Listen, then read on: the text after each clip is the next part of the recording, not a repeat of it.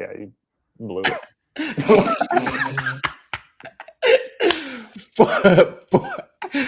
Four weeks, 4 guests, and 4 incredible entrepreneurial stories. Each one has built a successful business, and every one of them has roots in the ClickFunnels world. Different backgrounds, different journeys, but unique lessons from building real online businesses. And we'll be diving deep into how ClickFunnels has helped power their growth. Now, the strategies, the struggles, and wins behind the scenes, these are real entrepreneurs sharing what actually works. Join us as we talk with entrepreneurs powered by ClickFunnels and hear the stories behind their success on tonight's special episode of Pitch Practice, the show. My name is Mark, and I am the guy behind the Mental Marketer and the private Facebook group Funnel Building 101. I teach the newest art and science of funnel building to help content creators sell other people's stuff.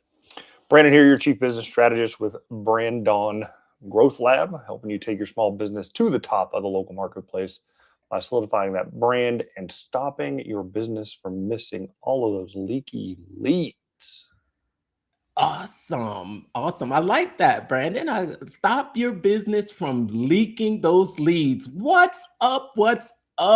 How about the special 4-week episode that we have on on track for the next couple weeks?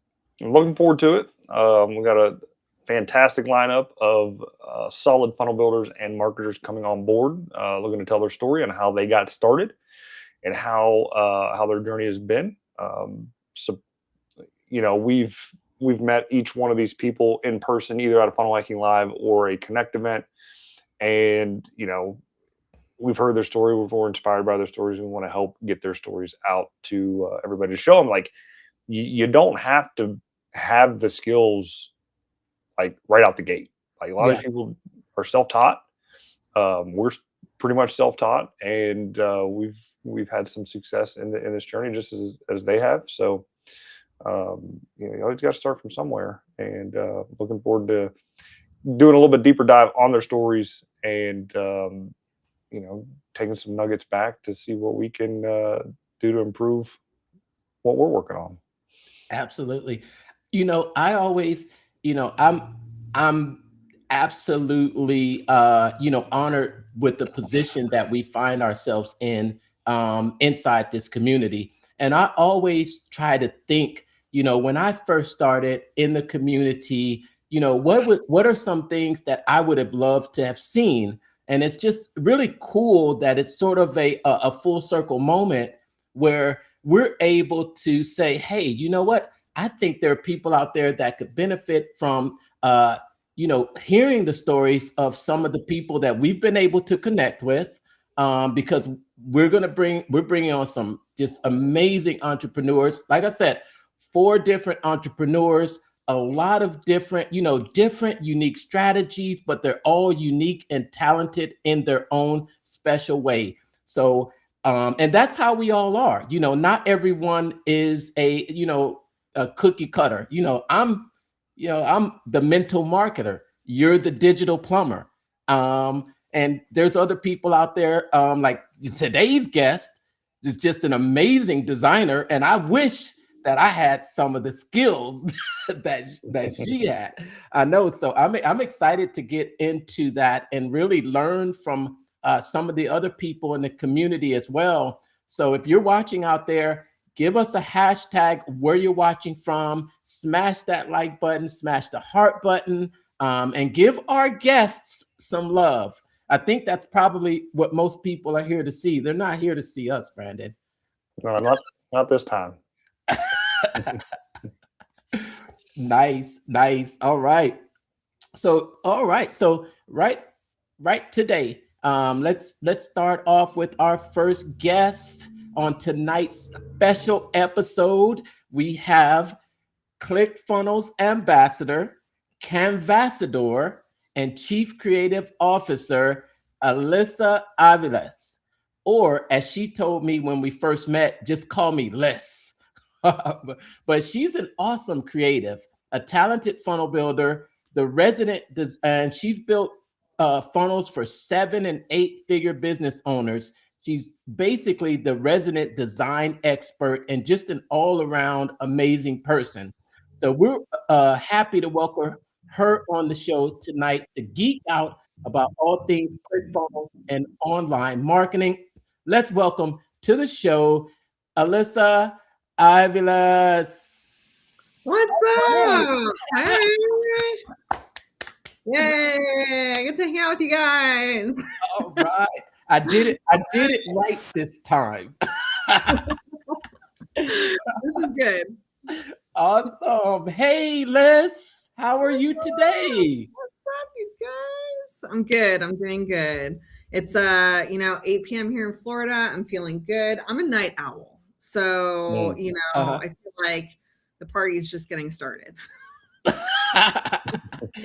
part of Florida are you in? What? What part of Florida are you in? I'm in St. Petersburg currently. Okay. I spent 10 years down in Tampa area myself. So okay, nice. I miss the beach. Oh, so, yeah. The beach is really nice. I love hate the sand, miss the beach. Yes. I can imagine. I'm sure your weather is up there. We don't want to talk about your weather, but you're a night owl. Okay. Before we start geeking out, I want to give you an opportunity to introduce yourself to everyone out there watching and tell us, tell everyone out there watching who you are and tell us your story and how you became who you are today. Ooh, it could be a long story, but I'll give you guys the really, kind of short version of it. But you did a good job introducing me. Hi, my name is Alyssa Aviles, but my friends call me Lyss. And I've been a creative my whole life. I consider myself a multi-passionate creative, and I'll share a little bit of my story, and you guys are going to see how it kind of pieced together, because I'm going to be honest, I never saw myself being in the position I am today and doing what I'm doing today. Like, I was fully convinced that I would just kind of be, starving artist, working at a cafe. I loved being a barista. I was a barista for many, many years. I want to open up my own coffee shop at some point. But, my future was just like, maybe I'll open up a coffee shop and maybe I'll do art on the side and maybe I'll do a little bit of graphic design here and there. And I was a photographer for a really long time. I did photography for about 10 years professionally. So I did headshot. I started with weddings, very quickly learned how to do weddings. I did not like shooting weddings. And then I started doing brand portraiture, and I really loved doing brand portraiture. And so I was doing photography all the time, really loved it, needed my own website. So then all of a sudden I started playing with website design and figuring that out. And then also, while I'm being a photographer and getting paid for photography and learning how to do a website, I also decided, why not? Let me also learn graphic design. Let's just do like all the digital, creative sort of stuff. So I was doing all of these different things at the same time. And so it is really wild, like getting to this point, because for anyone listening, like, you just never know what opportunities are going to come your way. And you just never know how you can actually add all of your skill sets into a career that you love and something that you really enjoy doing. And it's so funny because when I went to college, I originally wanted to be a veterinarian. I know that was surprises people too. They're like, what? You want to be a barista? Wow. Photography, barista. So, but the college I went to did not have a program. So then I was like, well, I'll do advertising. So then I went and sat in the first advertising class, and I was like, I want to do the creative behind the advertising, not like all the strategy and coming up the concepts and the plans. And so, it's funny because I wanted to apply for the graphic design program there. You had to take 2 years of art classes before you could apply for the program. So I spent 2 years in the studio, drawing, doing all of this stuff, go to apply for the graphic design program, and they denied me. They rejected me. They said my portfolio wasn't good, and there's no way that I could be a graphic designer. And I was devastated. So I had to create my own degree. They have a degree called interdisciplinary studies where you can like, mix and match degrees. So that's what I did. And it's so funny that like, that's my bachelor's degrees in interdisciplinary studies, because as I look back, I'm like, I really did just create my own career path. Wow. Isn't that funny? So yeah, I eventually graduated from that school, and then I found a community college that taught graphic design. So that's how I did end up learning how to actually become a graphic designer. And I'll encourage you, because Mark, you said that you wish that you could, design and make these really cool things. The good news is anybody can. You can design some cool stuff. Hold that thought, because we're going to have to get some tips from you. Okay. I promise you and Brandon can design really cool things. Okay. I've taught so many people how to do it. Once you learn like the basic principles, anybody can design. We could talk about that a little bit later. We'll like circle back on that. But so I went to graphic design school. Before I graduated, I had job offers. I had multiple job offers from agencies. But I knew I wanted to freelance, even though I knew nothing about business. So it did not go well. Spoiler, it did not go well. I was like, I got this. You don't lose, but you learn. And that's what you do is you learn what you do want to do by trying out so many things. Yeah, awesome. You try and you fail. And I think some people are afraid to fail. Even I'm afraid to fail at times. Like I feel like I'm kind of in that season a little bit right now, which we'll also talk about in a bit. But I graduated, started freelancing, wasn't making enough money because I honestly just didn't know how to market my business. And I did really well as a photographer. I could design websites. I could do these things. It was just like so all over the place. So one day I met up with a friend of mine for lunch, and she's a career coach. And so she's like, look, you are missing a mentor in your life. You've got to find a mentor. And I was like, that's the last thing I want to look for, because mentors equals money. And I do not have any money right now. And I don't know if you guys have heard that from other people, where like they don't want to get in programs, or they don't want to do any of that stuff because of the cost, right? Like, I don't know if you've heard those objections from people. But it's interesting, because I think it's giving the money. It's really the thing that's going to get you the results. Mm-hmm. Yeah. That's interesting. But a lot of us try to avoid putting the money out there because we think I don't know. We don't, when money is, okay. But go ahead. That can become an objection, right? So I was like, I don't know about this, but she's like, I promise you have to find a mentor. And so what I'm going to tell you is pretty cool, because she was getting coached by Alyssa Nichols at that time. And if any of you guys don't know Alyssa Nichols, she's a big name motivational speaker.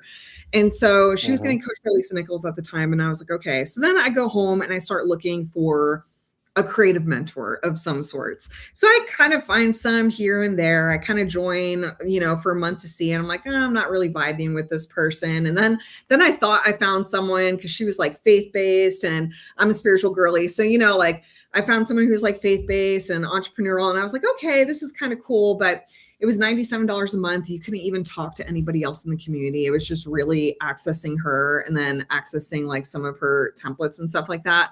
But it still was like missing something for me. And so then I'm like in tears one day, sitting on the edge of my bed. I'm doom scrolling on Facebook, and I see an ad of this guy holding a 2 Comma Club award. And I only knew what the 2 Comma Club was because since I was doing websites, Russell was running ads that were talking about how websites are crappy. And so like I started looking into ClickFunnels because he was making all of these ads against websites. And I learned about what a 2 Comma Club was through that. And so I recognized the award. I was like, oh, okay, this is cool. And the copy really resonated with me. The copy was this about the tug of war between faith and entrepreneurship. And it was an invitation to join a free 30-day masterclass, which now we call challenges. And so it was for Pedro. It was for Pedro Dale. And so this is how I met Pedro. Yep. So I click on his phone. You guys are going to crack up at this. And I might have told you this story, but for anyone who's new, you guys will crack up at this. So I click on his ad to go to his funnel. funnel is super ugly, like super ugly. And so like initially I'm like, this guy has made $1 million and he cannot hire a designer to up level his brand. And so then, but then I'm like, okay, I'll give it a pass. So then I go to like fill out the application. It's like all of these questions. So I go to fill out the application, and before I fill it out, I'm like, let me look up this guy. Let me just see like what the internet has to say about him. So then I go to Google, I type in his name, nothing comes up for him. He doesn't even have a website. Like he had like nothing. And I was like, okay, again, red flag. This guy is making 7 figures and cannot invest in like a simple website. And like I was judging. So that was like straight number 2 for me. Then I go to actually like submit the application on the funnel and it didn't work. So then I'm like, oh, so now he's got a broken funnel. So now I'm like, that's strike number 3. This has to be a scam. But the copy was so good. It just resonated so much. I was like, you know what? Like, let me just see. I'm going to message the guy. Let me just see. So I messaged him. I was like, hey, your funnel's broken. I try to do this application. It's not working. He's like, oh no. Oh, I'm so sorry. I'm so sorry. Like, I'll just add you in. Don't even worry about it. This is before Pedro got big. So he could actually like respond to it. So, that's funny. That is so funny. So I got in his group, and he ran a 30-day. This is before challenges were big. So this is in 2018 in the summertime. So at this point, I'm not really familiar with the online marketing space. At this point, remember, I'm broke. I met with my friend. She tells me to find a mentor. I find this guy's ad. I join his free 30-day challenge. I fall in love with the community, and I fall in love with the idea of having him as a mentor. I'm like, this guy has encouraged me so much and has given me so much value in the last 30 days. Like, I want to keep going with this. And this was his very first offer. I want to say it was $1,500 back then for a 12-month mentorship with Pedro, which I know you guys are going to be like, what? And for those of you who are listening, you'll find out why this is a big deal here in a bit. So I sold whatever I could in our house to make the money for that mentorship. And I talked to my husband about it. I was like, hey, you know, like, I really want to do this. He's like, I've seen you take more action in the last 30 days. I've seen a change in you in the last 30 days. I think you should do it. You have my full support. Sell whatever we need to sell to get in that program. So I did. And that was really hard for me. Like back then, that was really, really hard for me because we still have debt, but like back then it was like, we were in a ton of debt. Like it was hard to pay the bills, you know? And so we did all that. I got in the group, and I just fell in love with the community and flew out to California to meet him and to meet others. And at this time, it was really small. I know this also kind of sounds a little cultish. But my parents and my friends were like, you're flying to California to meet a guy that you just randomly found on the internet to coach you, you know? We're all a little bit of the 1% crazy, for sure. Yeah, just a little crazy. It's fine.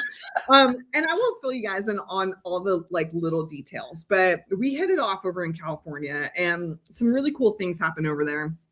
And so when I got back home, I had kind of really felt like I should design for this guy. For like, I had felt like my spiritual girly disclaimer, I believe in God, right? So like, I had felt like God told me design for Pedro for free for 1 year, which is absolutely insane. I am not telling you guys who are listening to this episode to do what I'm doing. Okay. I'm just sharing my story because this is honestly advice I would never really give someone. Right.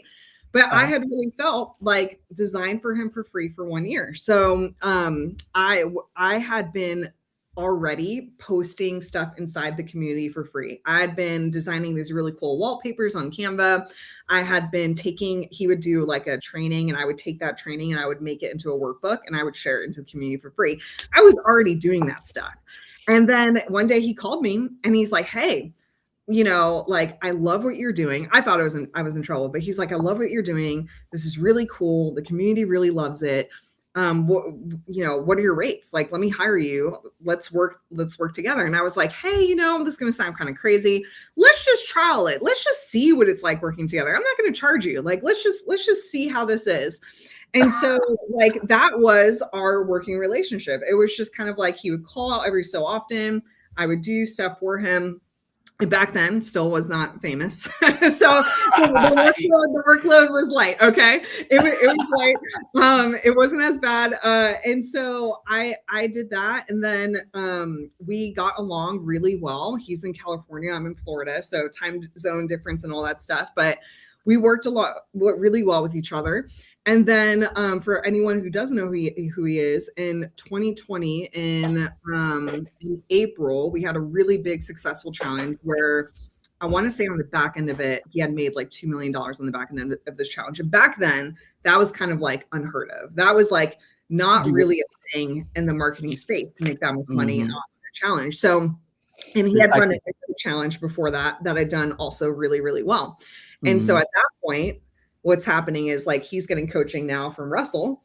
And so like now all of them are asking him for advice on challenges. And so he becomes the challenge guy and just things blow up overnight. It just goes crazy overnight. And I'm his designer behind the scenes. And so he's like, do you want to work full time for me? And I was like, yeah, let's do it. Let's go. So it was me and him. Like I would build out the funnels. He would do the copy. He didn't, he would call me up and be like, okay, I have this crazy idea. Here's what we're going to call the challenge. It's going to be a free challenge. We're going to do this VIP and this is what it's going to include. And this is what we're going to do. Here's the idea. Here's the audience. I'm like, okay, got it. I would build it out. Then he would go in, adjust the copy, and we would just kind of tag team with each other, building out this stuff. And we were able to turn it out around really fast. I'm going to be honest, my funnels sucked. Like they were not great, but I learned over time. So like I learned ClickFunnels Classic. I was willing to try something new. But I have Pedro to thank for like encouraging me to even learn about funnels in the first place and to even get in there and to play with funnels in the first place. So, that is a big reason of why I'm in the ClickFunnels community. A big reason as to why I've worked with many of the other big names in the space is because of him. I always give credit where credit's due. Like it really is because of him that I've been given these opportunities, and he's referred me to his friends. And in a full circle moment, he's friends with Lisa Nichols and consulted with Lisa Nichols. So I got to design a challenge for her, which is really cool. So like, it's so fun getting to share this and encourage people with this, because like, you really never know how your life can change and what is possible and what can happen. So since then, I am not full-time with Pedro. We kind of scaled back on what we were doing together. And now I just kind of get pulled in every so often. But it was, man, let me tell you, it was 6 years of nonstop chaos. I think, my goodness, I've gotten so many just golden nuggets and lessons in your story so far. You talk about how you just don't know, but he gave you the opportunity. And funnel builders, people aren't born. We aren't born funnel builders. We aren't born great, marketers. But what happens is we're put in a position where we have the ability to practice it. And you got that 100%. I'll let Brandon ask questions because I'll take up all the time. You're good. And I've got time. So I know Brandon. You guys are good. Yeah, it's not so much a question. It's just kind of commenting on the story itself. I mean, you saw a problem in the marketplace, or at least with one marketer, in trying to solve your own problem itself. And it takes a lot of guts to reach out to somebody and say, hey, your stuff's broken. You never know what kind of answer you're going to get back from them. You don't know if they're going to be rude and say whatever, piss off, or what do you even know? And it's a big leap to do, and there's no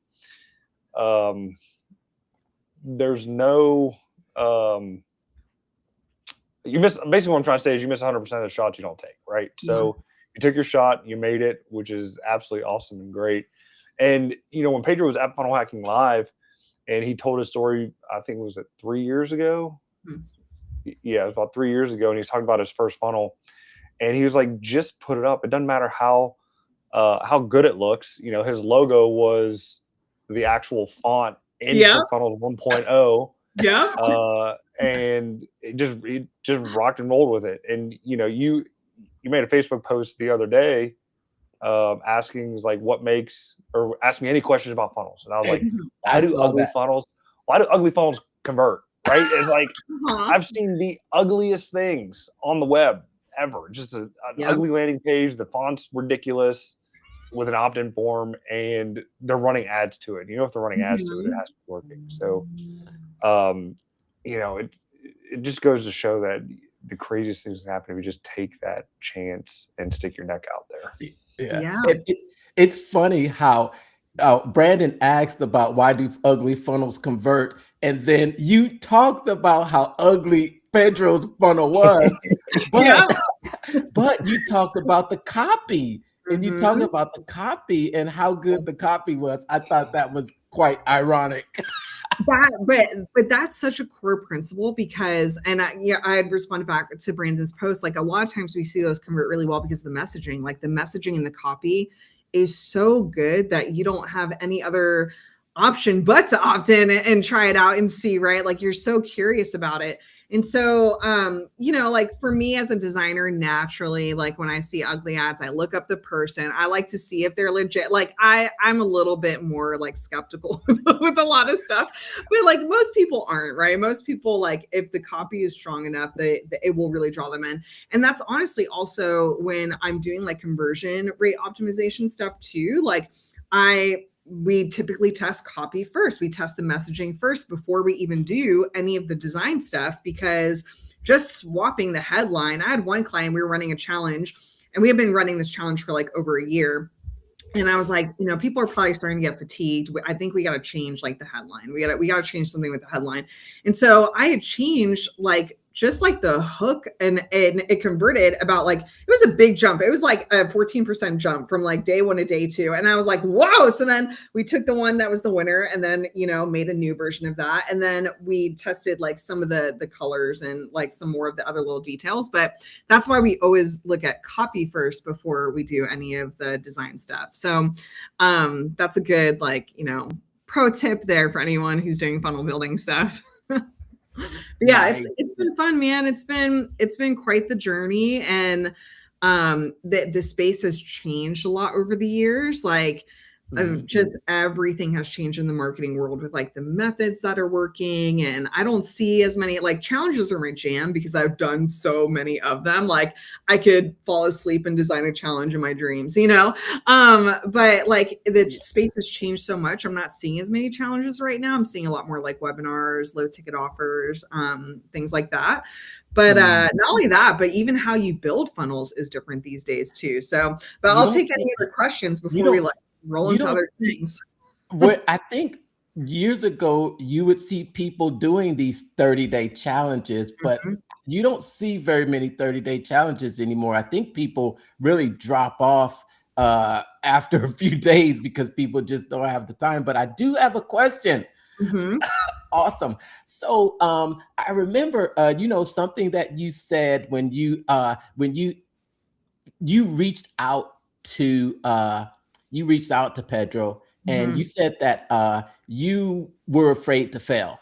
And I think there's a lot of people out there that that don't really take that leap. You know, I think I posted something yesterday from Russell Brunson, what he put on his Instagram page. And he basically said, you're not stuck. You're just afraid to make that uncomfortable move. What advice would you give to someone out there and on that might be experiencing that same thing, that's just not, they need the courage to step forward and you know, reach out to that person, make that call, or get unstuck? Yeah, so it's so funny that we're talking about this because I just wrote a post about this in my school community yesterday.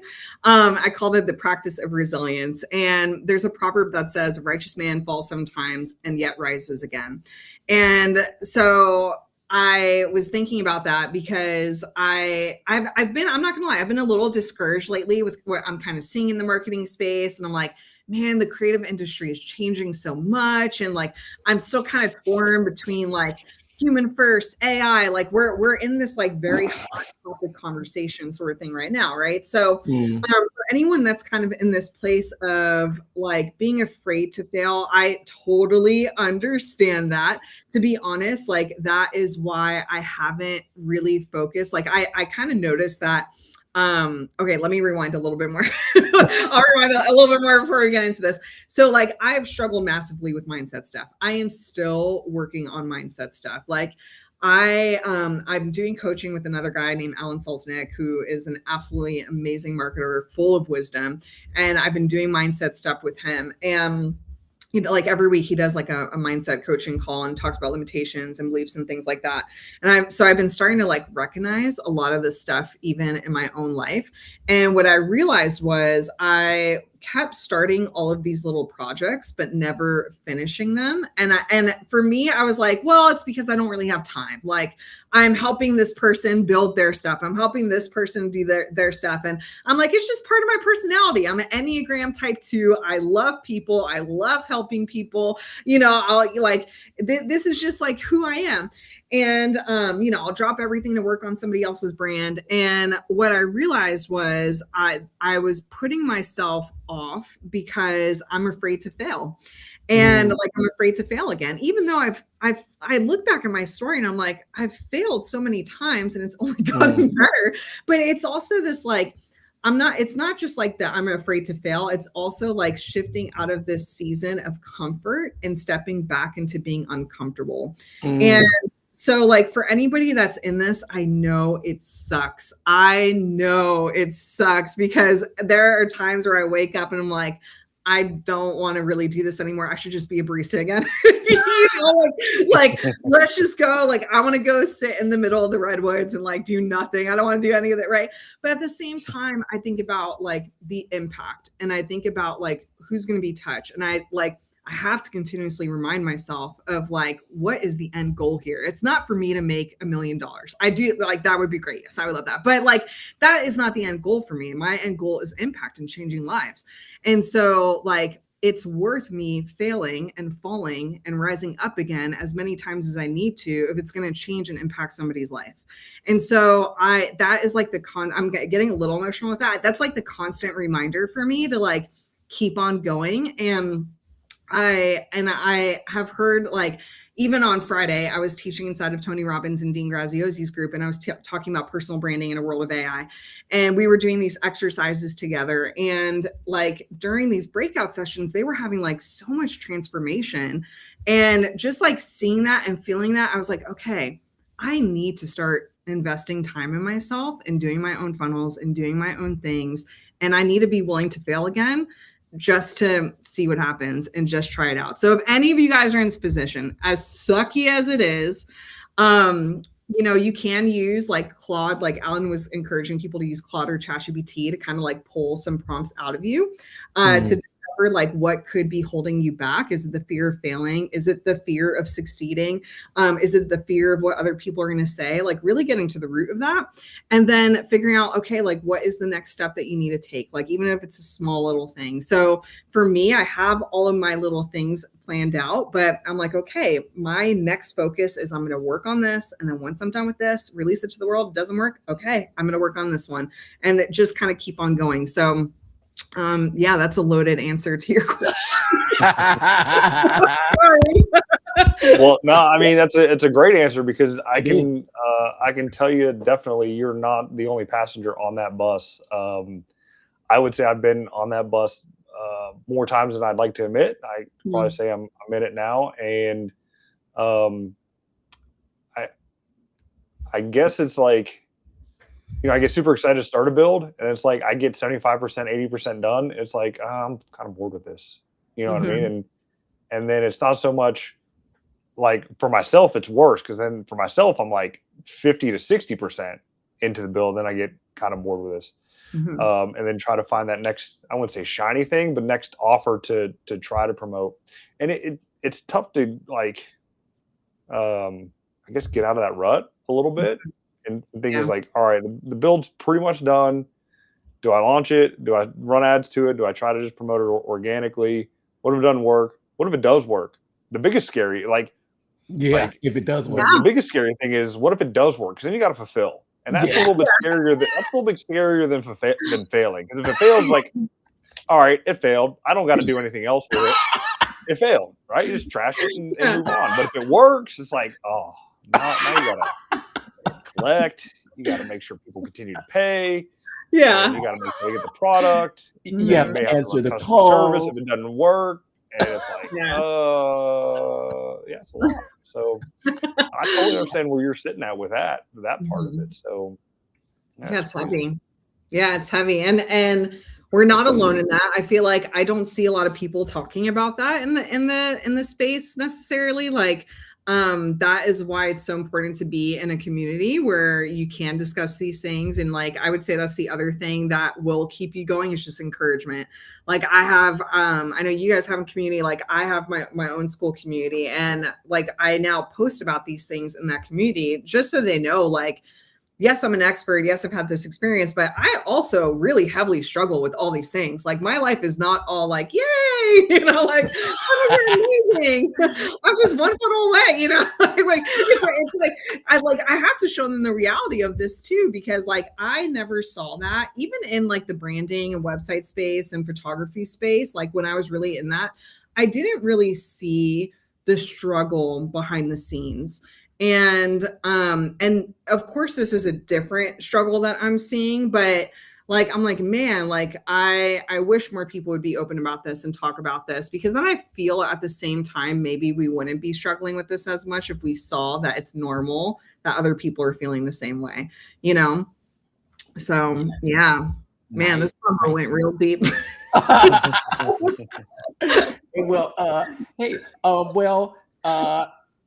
another question here, because just wanted to definitely want to get some of the good golden nuggets out of you about, because you talked about you were in the challenge with Dean Graziosi and Tony Robbins. So were you taking part in that? Are you on their team now? Is that something you do now? Okay, that's a good question. So this is crazy. So I go live on TikTok every once in a while. I love TikTok. I know some people don't love TikTok. I love TikTok. I'm a TikTok girly. I realize like when I do a lot of my presentations and I tell case studies, most of them are from TikTok. And so I love the app. And so I go live on there at like, I don't know if I have ADD and I'm just like now discovering this, but like, I feel like I have to sometimes body double. So I feel like if I go live while I'm working, like it keeps me accountable, but then other people can also kind of see and learn from the process. So I was going live on TikTok, like every so often, just to show behind the scenes while I'm working. And I just set up I have a little tripod. I set up my phone. I connected to my computer so the phone doesn't die. I play some lo-fi music and I just have text that's like, watch me design. And so it's typically like Canva and Clickfunnels. So, I was going live for a few months, and every so often this one girl kept popping into my feed, and her name is Galen. Shout out Galen. And she kept popping into my feed, and she would leave me gifts, because on TikTok Live, you can like, spend money to buy gifts and gift other creators. And so she kept sending me gifts, and I was like, oh, thank you so much. So anytime I saw her pop in, like I would get really excited. We would talk a little bit, via the chat and the live. And so she was like, hey, do you do any coaching? And I was like, coaching or training. And I was like, yeah, like I do it every so often. I had been kind of training in Pedro's communities. And then like some of his students had me come into their communities and like do trainings on Canva and branding and ClickFunnels and funnel foundations and things like that. And so she's like, okay, like what's your, some of your email, and I'll email you. So then sure enough, she emails me, and it had Mastermind Business Academy, which is Tony and Dean's program. And so she emailed me. She's like, it was me and one other person. She's like, hey, I just want to introduce you. This is Lyss. I found her on TikTok. She's super talented. She teaches Canva and she does ClickFunnels. So like, I had no idea that she was part of this program and part of their team. And she found me randomly on TikTok out of all places. And so they offered me a 3-hour paid coaching gig. So the first one was on Canva. And so I did that back in October. And they have a very structured way with how they do their workshops. They're 3-hour workshops, they're long workshops, but they have like a certain method with how they do it. And so, you know, we have to meet beforehand, come up with the game plan, come up with the schedule. It's a lot more like structured than improv like I'm used to. But I did that workshop and I got really good ratings. I had like a really high show up rate for my call, for their group, for like what they normally get. And then they always do like a feedback survey afterwards. So I met with them and we did the feedback, and most of them liked it. Some people felt like it was still a little too overwhelming, that it was a lot of content. So I got to learn in the process too. But while we were on the follow-up call, the person coordinating everything was like, would you have any interest coming back and doing another session? And I was like, yeah, what do you want me to talk on? So we decided on branding. So they invited me back a second time to do this convo. So we'll see if I get invited again. We'll see. That all Very came nice. from TikTok and going live on TikTok. Isn't that crazy? Yeah. And you know what? They can't flow you if they don't know you. Is that what Grant Cardone says? What does he say, Brandon? Pretty much. If they don't know you, they can't flow you. So I mean, being exposed like that, I mean, in TikTok right now, like even though it went through its sale or potential shutdown and all that kind of stuff, like it's still one of the best organic social media platforms out there, as long as you're feeding into the algorithm and doing all their little tricks. Yeah. I've been on there since, I don't know, 2022 maybe, because I think they came out in 2020. I've still yet to crack the code. I got upset when they were like shutting down and then coming back, and I probably need to just get back in there. But it's like, I don't know. It was weird after they shut down and came back. It just didn't feel right. Yeah. It just didn't feel right. It was like, I don't know. Maybe I just need to set it aside. Algorithm change.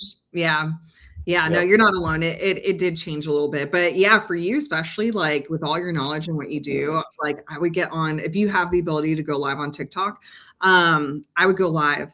And you know, like I don't get a ton of people. Like the most I've had is probably 20 people on, but most of the time it's like 2 people are watching at a time. You know, like there's times it spikes and there's times where it's like 1 or 2. I feel like if I were more consistent, I would probably get more, because the algorithm wants to see. And that's the thing, is they want consistency. So when I'm more consistent, the views go up. But if I take a break, then it's like views are up and then they just go down and down, down, you know. And it's also timing. I find I get more of an audience in the evening than I do like early in the morning or in the middle of the day while I'm working. But I feel like you'll do really well on there. Yeah. People love nice coaching. I did go live one time, but it was something completely off, like kilter schedule. I was getting my bathroom redone, and I had to do the demo. Like that was part of the deal to kind of save a couple grand or whatever. Is I had to do the demo. So I was like, you know what? I see a lot of people doing this kind of stuff on TikTok. I'm just going to go ahead and do it. I don't remember what I talked about for what it was, but I ended up going live. And I think at one point in time, I had like 1,400 people watching me tear up my bathroom. What? Yeah. Just watching me tear up and telling me how terrible I was at tearing up my bathroom.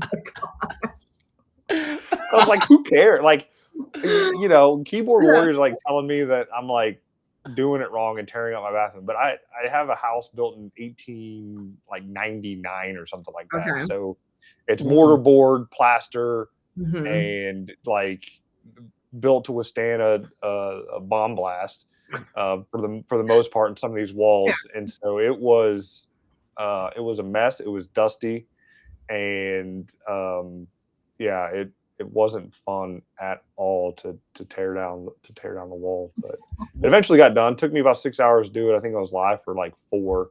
Wow. Doing it. And I had like 1,400 people. I think I ended up making like 25 cents from it. Wow. What are the requirements to go live? I don't know. I just had the requirement. I don't know if there was like a follower count at that point in time, but I just was allowed to go live. I think I still can, maybe. I don't know. But I don't know. I think they changed it. Yeah, they used to have like so many followers or whatever to be able to do it. And then they kind of opened it up, and I was like, you know what, I'll give it a shot. Yeah, it's so funny. Well, apparently you got to do more demo. Yeah, I don't have anything else to demo in the house or the money to do it. So, you know, Yeah. At 25 cents for 1,400 viewers, that ain't gonna pay the bills to start tearing my house out. If only like the social media person from Lowe's or Home Depot was watching, right? Like that would have been like that's a new brand deal. Yeah. Well, I want to get back to a couple more questions I have for you, because I want to because I think when you were talking and you said something that really, I was like, wow, that is really something, because we're all right now in the Funnel Builder coaching and certification program. Mm-hmm. And you said something about selling everything that you had to go all in. Tell us about that. Tell us about the commitment that it takes, because there's some people out there that, you see them, they're like, I don't have the money. Mm-hmm. That's one of the big things that people say when they're and we all know how much, well, I think Russell's done a great job with the community inside that Funnel Builder coaching and certification program. I think the community is engaged, the encouragement is there, the support is there. There's some people out there that would love to, but they say they can't afford it. You sold everything that you could to go all in. How was that?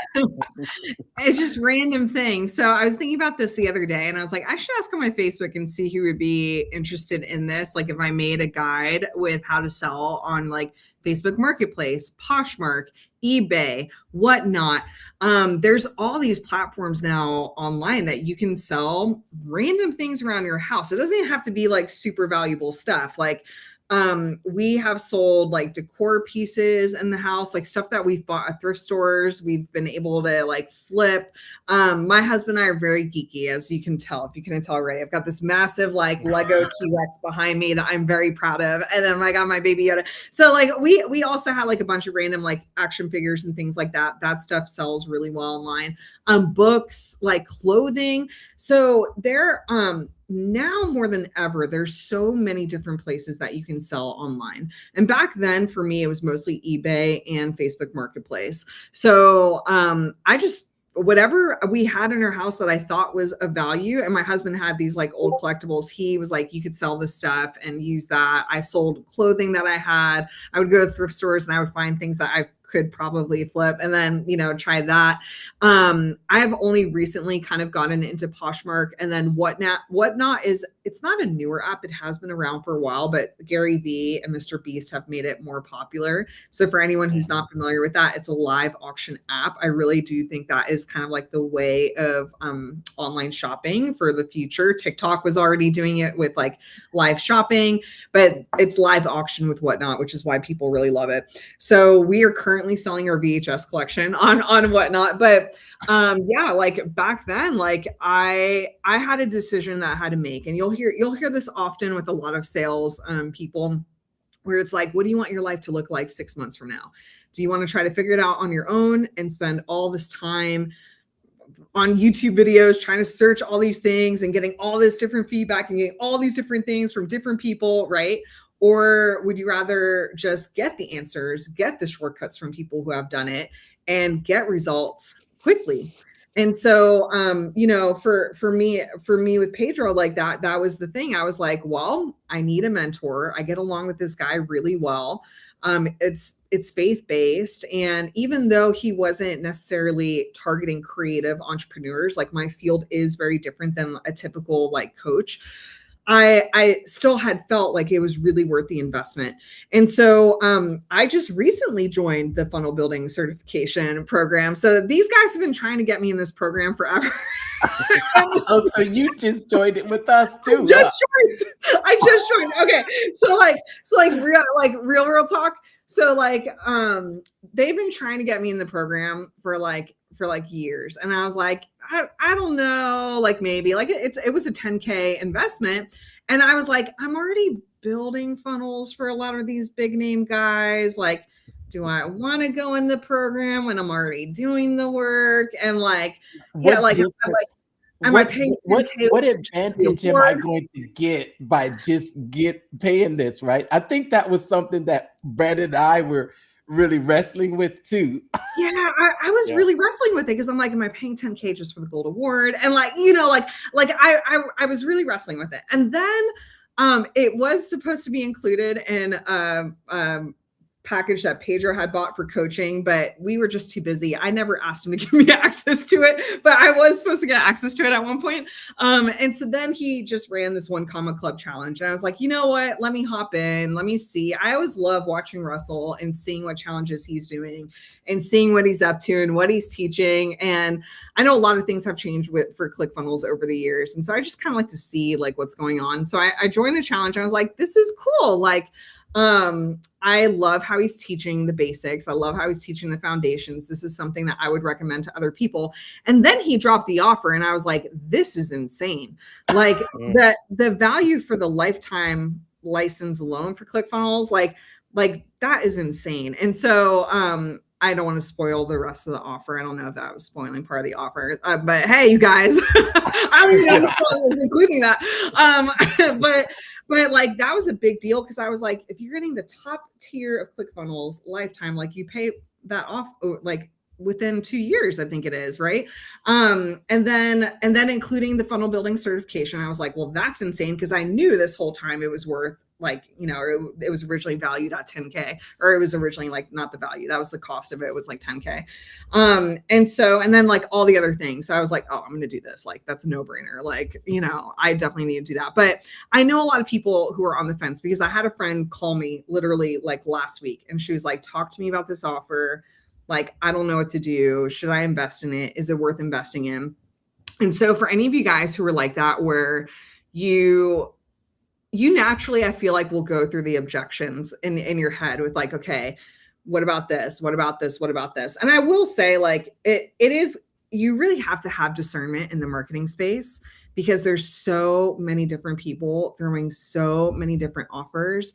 And there are people that take advantage of people. I've seen it. There are scammy people in the space. I have had to fix the mistakes of experts and gurus who charge 3 times the amount that I typically charge. Like, there are not some good eggs in it. So I totally understand the skepticism with this. So my first bit of encouragement would be discernment, to really like do your research, look and see other testimonials, other reviews, what other people have to say about it. Which, spoiler alert, that's like a really good thing to have on your funnels. And so like see what other people are saying. Also, is this somebody that you can really trust and you see yourself doing the next few months of your life with, right? Like, can you see yourself continuously getting coaching with them? Did you kind of vibe with the audience and the community and like the live support and the coaches? Like, you really got to kind of like feel it out. And then if you're like, you know what, I know that this can change my life. I know that I can do this. Like, what I think is a really smart strategy that Russell's done this time that I don't think I've seen him do with any other offers is that he requested a deposit, and then you could choose if you wanted to pay in full or if you wanted to do like a payment plan. I actually really like that because it gives people time to actually take what they learned, put it into practice, and find their first client. And then figure out like, okay, if I can find my first client before Monday, I can pay for the program in full, or I could do the payment plan, right? So like, I do like that. Like, so discernment, really figuring out if this is something you want, selling stuff in your house, go for that. And then, you know, finding like, take what you learned from the challenge, apply it, make money from that, and then figure out, okay, can I invest it in paying for this thing, you know, in full? Do I do a payment plan? I think you also have to determine, like, I know some people will just be like, well, just put it on a credit card, you'll pay it off eventually. Like, have wisdom with that too, you know? But not all debt is bad, right? Some debt is good debt, especially if you're investing in yourself. So yeah, it really does vary person to person. All right. Yeah, that was a little bit of a struggle. You know, myself went through the same challenge, and obviously hear the same stories over and over again, because if you've been in the circle long enough, been to Funnel Hacking Live 4 years in a row, and you know, I don't know how many one funnel away challenges that, you know, they keep redoing that you go through anyway. And I was like trying to pay attention to it, but still obviously having to work, because, you know, even though you do this as a side gig or possibly even a main gig, like, you're still trying to work and and learn and do all this other kind of stuff. And then Friday hits, and I didn't see the offer stack. I think Mark reached out to me. He's like, "Hey, did you see the offer?" And I was like, "No." And so like I go back to it, and I saw it, and I was like, "What? Lifetime?" And I was like, that was like the biggest struggle, because I had just re-upped. Like for the year, like I just re-upped not 3 months prior. And it's like, and I paid annually from the Funnel Hacking Live a couple years ago when they went to 2.0. And it's like, that's a good bit of money to do that. But I mean, I've sold packages myself for that cost. It's like, all right, let's just float it for a little bit and find the one whale I need to get to that'll cover it and pay it off, and then it'll be profitable for that. But I mean, to have access to that platform for life, you know, fingers crossed it's still up in the next 10 years, right? That's the only thing you really got to worry about, right? Let's do a little disclaimer there. A lifetime access is only for the lifetime of the product, right? So as long as they're in business. Yep. As long as they're in business. But he's already been in business 10 years. I don't think he's going anywhere. He with I would say 25 to 30% of the internet is run on ClickFunnels. If he were to go down, he would take a lot of people down with him, and a lot of people would be very, very angry. So he has a big responsibility when it comes to the internet. So that was a justification to continue to go with it. And like I said, it was probably one of the better decisions. It was one of the scarier decisions to make. It's like, again, I purchased plenty of courses before, and it was like, I go through and I was like, this really wasn't it. This wasn't it. It was like, this one has to be it. Like, I have to make it it. Because I don't, then I just got another thing on the shelf collecting dust that I haven't gotten through. So, but you know, the thing about ClickFunnels though is that it is a tool to help you make money, and I think that with this offer, he's giving you a lot of other things to actually help you increase the amount of money that you can make with that offer. Those agency accounts, that's money in the bank right there. You know, you get right, you get those agency accounts, and then you can actually have people paying you monthly for a ClickFunnels account. Okay, then you can actually serve them too, because not only can you sell them on the actual monthly fee, but actually the add-on services too. And with going through the funnel builder certifications, we're all becoming expert funnel builders. And before we get out of here, I know we haven't really tapped into some of the designs, but you're good. I got time. Yeah, I got time too. So let's start talking designs here. What do we start with? Do we start with a copy, or we start with the skeleton? For someone like me who is, well, I always say that I don't feel like I'm but then I hear your story, and I don't know, seeing you today, Lyss, one would like me would think, wow, you've always had this skill, because it seems so natural for you, and you've got, it seems like, oh, I'll just whip this together now. And I'm like, how could I? It's taken years of practice though. That's what people don't see, right? So like I was literally on TikTok live right before I hopped on here with you guys, and I'm helping our other ambassador friend Alyssa with her funnel. And so, Speechworks by Alyssa. So I'm helping her with her funnel. So I was going live on TikTok, and she had a previous page, and one of my specialties is, I create like branded funnels, so rebranded funnels, like to refresh things. So I'm like the digital Joanna Gaines. If you guys know who Joanna Gaines is, like she goes into homes and then she like does that. I feel like I'm like that, but in the funnel world. So I was like redesigning her funnel, and for me, it's so natural. I could just do everything so quickly. And so Shayna and Alyssa were watching on TikTok, and they were like, oh my gosh, you're so fast. And I was like, well, it's taken the last 6 years of just being honestly thrown into it to learn how to design fast and to learn how to do this stuff quickly. And so, you know, I always have to like encourage people like that the skill is not going to come overnight. Like you do have to like practice, you do have to play, you do have to just kind of like take the time to like to see how things work and figure out how things work. So design, like you know, there's graphic design, and then there's like funnel design, there's website design. They all have their different strategies. And you were asking about like, so how do I design like in the funnels? And I guess like I'll tell you how I'm trying to think like, how do I want to start this conversation? Because like the elephant in the room is like with AI can now easily design for you within a few minutes. Like ClickFunnels has already added in, yes, I think they've added and made public the AI builder. And like, okay, cool. I'm like, did they make it public?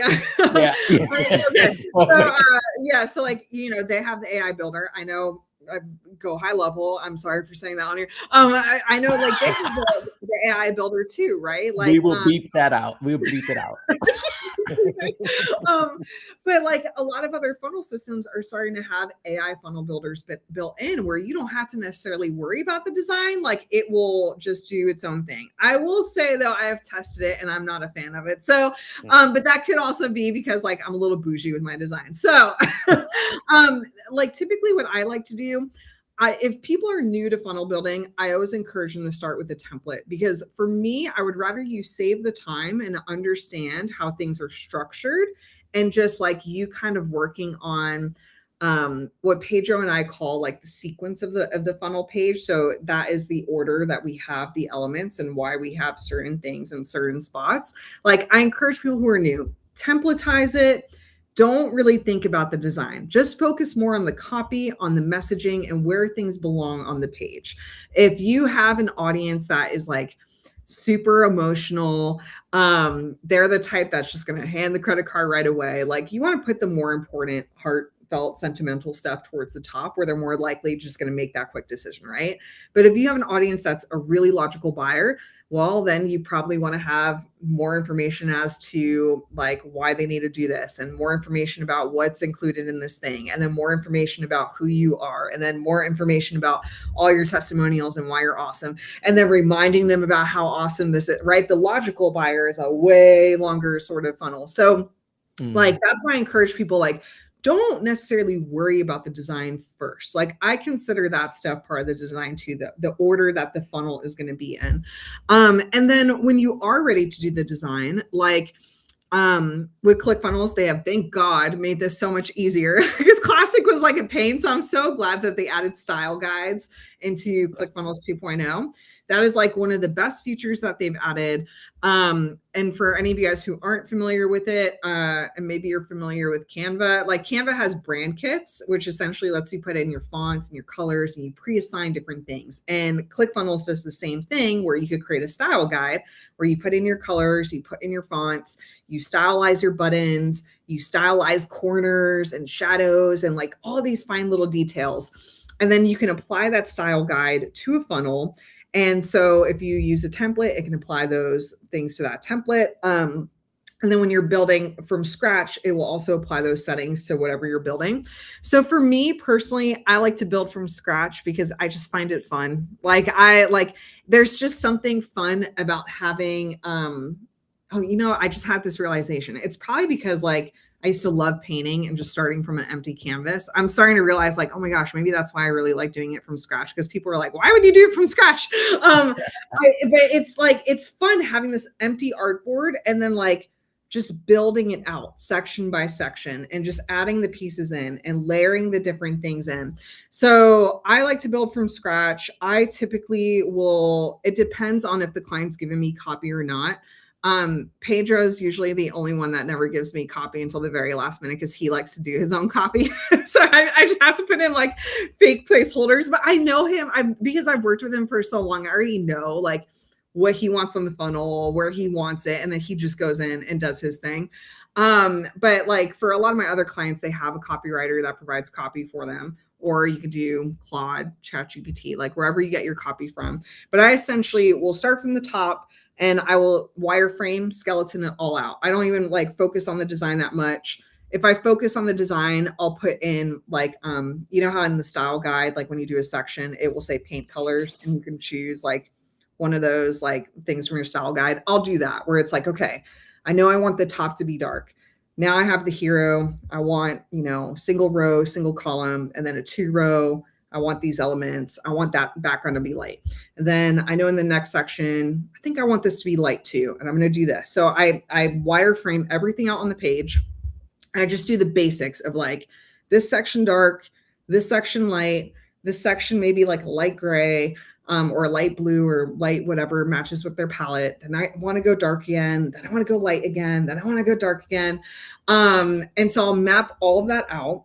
And then once I have that in, then I start from the top and I go back down and I just go section by section, fine tuning things, fixing spacing, fixing padding, fixing colors. Now with AI, like if I have an idea for a widget to put inside of like, so for example, Clickfunnels doesn't have a logo carousel yet. It's a feature I've been requesting for a while. Like I just want a widget that we can just natively put inside Clickfunnels. So I have to create that in ChatGPT or Claude. I'm using Claude now. So like I have to create that in Claude. Today, before this call, like for whatever reason, I love you, Clickfunnels. You guys know I love you. I keep on like being like, please do this. Animated progress bar. They don't have an animated progress bar in 2.0 yet. Like they have just the normal one. And so like I had to use Claude to create like an animated progress bar. So like I'll go through and then start like adding the design bits and pieces. And then as I'm building, like sometimes there will be a point where I'm like, oh, maybe this section should be darker. So then I go back. So like I'm kind of playing in the process. I guess that's the way you could say it, is like I'm playing in the process. I'm seeing what looks good.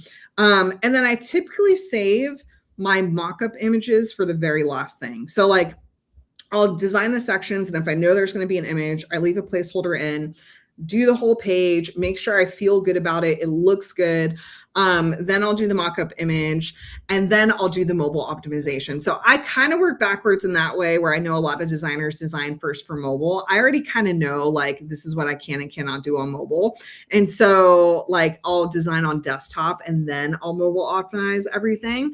But that's pretty much my process right there. And then I do the images, and then I pop them inside the funnel, and then I send it to the client. So that's pretty much it. Ah, nice. Yeah. Where do you see the future heading for design with AI? That's a good, deep question. So I'm writing a book on this right now. I have a lot of concern and I have hope at the same time. I'm very much in the middle of this, because I'm seeing this shift happen in the marketplace where like people are getting laid off. Like you can create a lot of stuff in AI very quickly. And what I've been like kind of really feeling with this, and what I've been seeing, and this has kind of naturally happened over the last few years too. And I think this just naturally happens with tech. Right now, I think the killer of creativity, and maybe the killer of the creative space, maybe isn't necessarily like AI itself. I think it's speed. I think because people want things so fast and they can do it so quickly now with AI, like they're willing not to play in the process like I do when I'm building these things out, right? And so I definitely think that the space is shifting quite a bit. I think that people are going to be expecting probably faster turnarounds. Like traditionally, when you used to work with a designer, it could take weeks to months, depending on the project that you were working on. And as tools have developed, it goes quicker and it goes quicker. I work probably a little more abnormally fast than most designers because the last 6 years has just taught me to do that. Like build things super fast, last minute, turn around like 7-figure funnels overnight, right? But like that's not normal. That's what I also try to tell people. I'm like, that's not normal. And I kind of hate that some of the industry is going that direction, because I feel like maybe we're losing some of the heart of it in the process. And I feel like it is shifting a lot. I'm trying to be careful what I say because I don't want to discourage anybody. Okay, I'm not discouraging anybody. Like AI is not like super evil, right? But it is changing the space quite a bit. And so, you know, and for me too, like I still really struggle with like what I want to use AI for and what I don't want to use it for. And so like there is a lot of hot debate in the creative world about like using AI images and using AI portraits, and because it's gotten so good that you could do full brand portraits on Nano Banana, and you know, like all these things. And so I've seen some like designers who have gone all in it on AI, and like they're creating these like fake models, fake brand shoots, like all this stuff, and looks really good. And then they're designing the stuff in Adobe and whatnot. And I'm like, oh man, I'm like, for me personally, I'm so conflicted on it. I'm still kind of feeling it out, trying to see how I feel, because like I still find value in I made a post about this the other day because I got my headshots done recently by a friend of mine. And I was like, I know that I could upload this into Google and I could get a full brand photo shoot of me wearing Louis Vuitton and wearing the craziest, coolest outfits. And I can like AI some more really cool hats. You know I could do all that stuff, and I would save myself between a hat and a Louis Vuitton. I would save myself like probably 5K, right? And just like fashion and design. And then I would save myself another 5K, like hiring the photographer, right? Like I know I could do that. But at the same time, I'm like, I am so glad that I have been in a position where I can pay somebody for their skill set and their expertise and something that they really love doing. And so I'm still personally trying to find like that balance between like what I want to do with AI and what I don't want to do with AI. But the space is going to AI. It's inevitable. It's already happening. It's happening really quickly.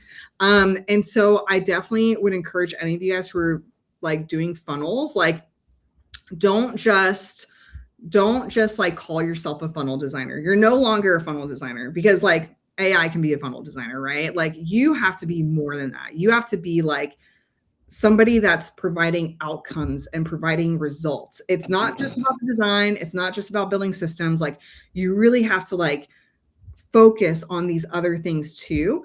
And so I know that's a lot to like kind of answer your question, but like for me personally, like that's why I'm going through a rebrand right now, and I'm repositioning myself right now because I don't want to be known as just a funnel builder. I still have a lot of people that are kind of like putting me in that category of like, oh, she's a really good branding funnel designer.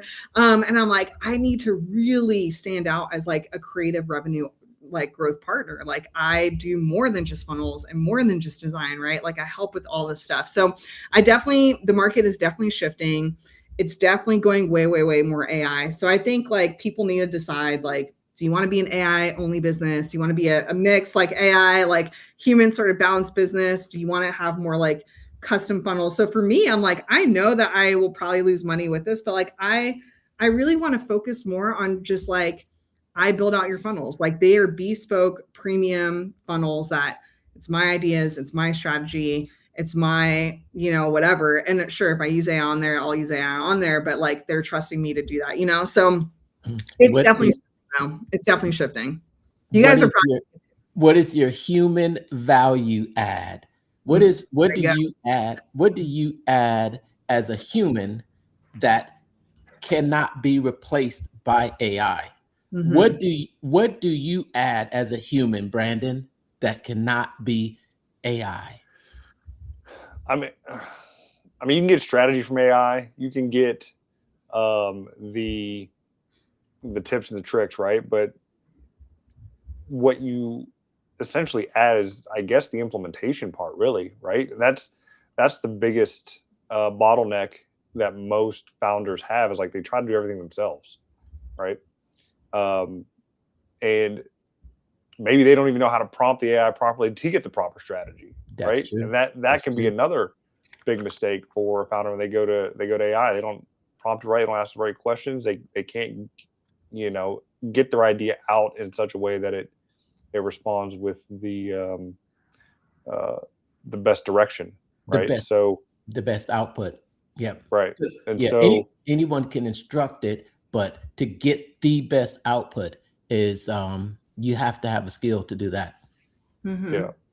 And so, I see it as a tool. I try to leverage it as much as I can, especially when it comes to copy. And I know that's terrible because like once you put the training wheels on, like you never want to take them off again. But I've already read all the books, right? I read all the books, watched all the videos, got all the training. So I know if it gets what comes out, if it's good. And if it's not good, then you tell it what's wrong with it, and it then makes it good. And I think that's where the difference is really. Yeah. Not just going blindly with what it puts out. 100%. Yeah. So that's the biggest thing. And even with the new AI builder, like I used it as part of the certification deal on a like a quick what if design, right? Like this is what you probably should have for your landing page for the type of company that they had. And it came out halfway decent. Like it wasn't perfect, but it's like, you need to have something like this. And I can build this. Obviously it will look better because I'm going to build it. I told them, it's like, hey, I just threw this in an AI builder that I have on this platform that you should be on anyway. And this is what it kicked down. Honestly, it wasn't half bad. Yeah. But obviously a human touch would make it better. Yeah, you nailed it. I tried the AI builder the other day for like one of my own funnels. And I was like, nah. So like I'm redoing the whole thing. And then I was interested to see like what Claude would do. And Claude did actually like a much better job. But now I'm like, okay, I see the foundation. Now I can like replicate that and make it better inside of ClickFunnels. So you're right. Like it is a tool that you can leverage, and like it really is still going to need like your expertise, your prompting, knowing what works, knowing what doesn't work, and ultimately like you communicating with the client, and then you monitoring the funnel and coming up with ideas and coming up with different strategies to try new things and test new things. Like there's always going to be that human element. And the main premise of like my upcoming book is like really what makes you different is like your heart and authenticity, and you're like it really is like who you are at the end of the day. Like you guys wouldn't want to talk to an AI version of me. Like AI version of me doesn't have the story that I just told you on this on this episode. So like there's still so much value to like that human touch and human creativity, and like this like the transformational conversations and the transformational like language, and just like it's a soul energy, like it's a soul energy, soul exchange thing. So I am like, I would say this, like because I feel like I was a little doom and gloom there for the AI.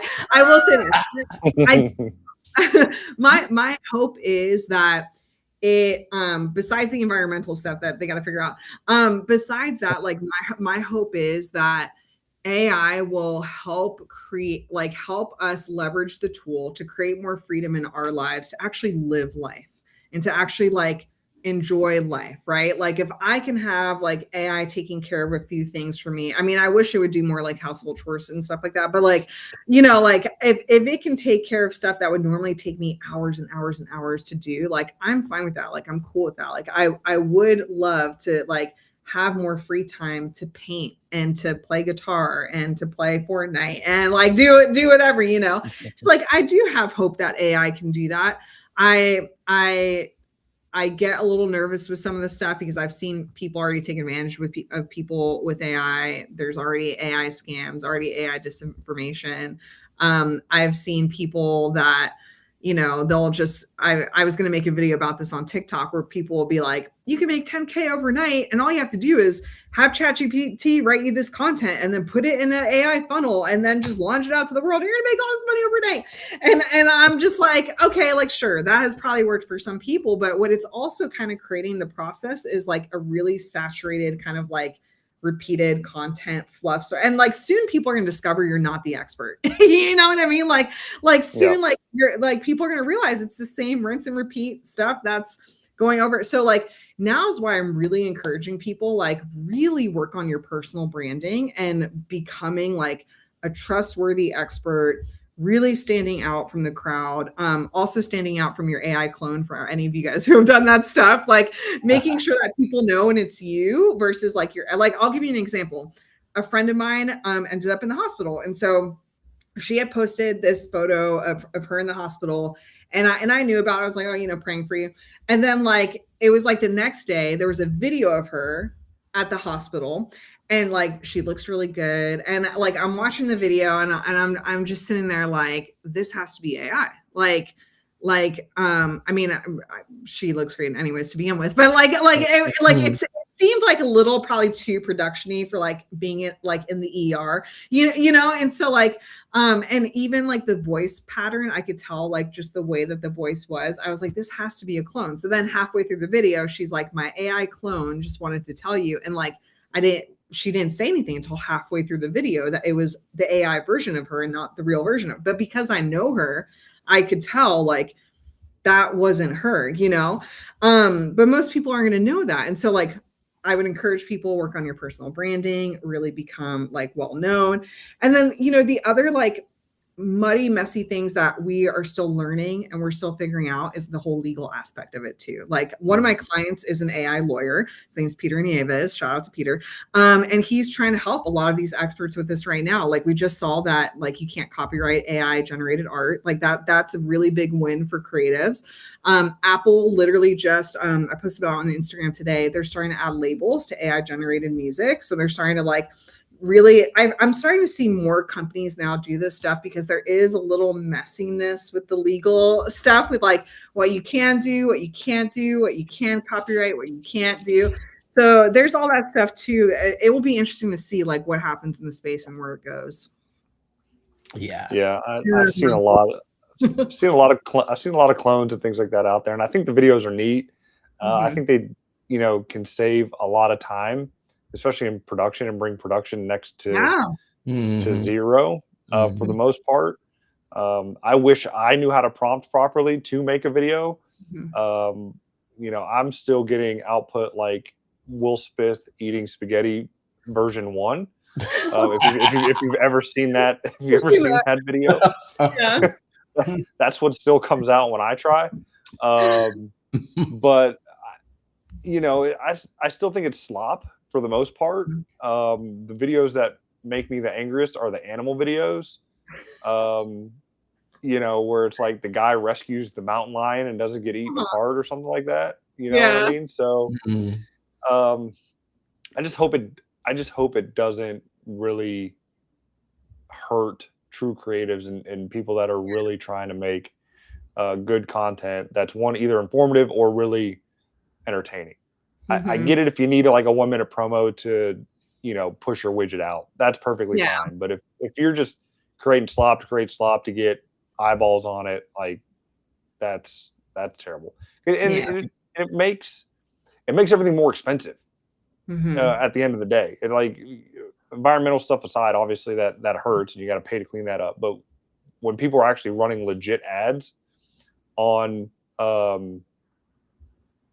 these videos that just happen to be on these videos, like it just makes everything more expensive against people creating the good content where ads should be run. I believe they're almost creating full-length motion videos using AI. One of the latest one that I've seen is Jackie Chan versus Bruce Lee. It's pretty interesting. But really good though. But the last one I saw was Will Smith eating spaghetti version 10, and it was like Will Smith in the Civil War era.